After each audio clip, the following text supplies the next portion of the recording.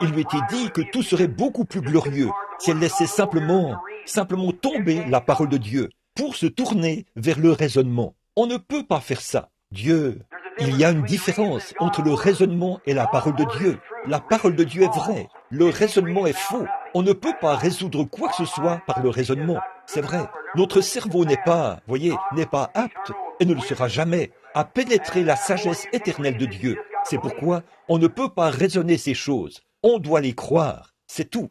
Et donc, le tableau était présenté. C'est ce qui est arrivé là-bas, à notre premier père et à notre première mère. Puis, ils sont tombés. Cela a rompu la relation avec Dieu, et ils ont été chassés du jardin d'Éden.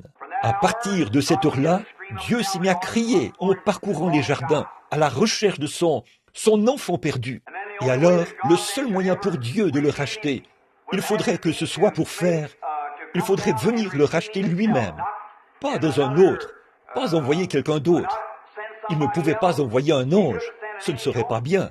Mais le seul moyen pour Dieu de racheter l'homme, c'était de descendre lui-même pour le racheter.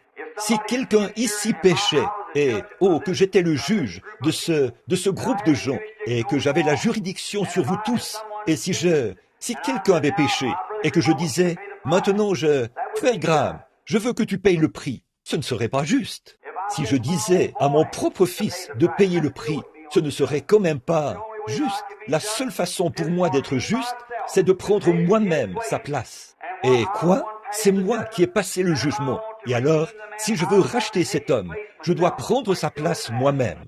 M'écoutez-vous toujours? Maintenant, regardez.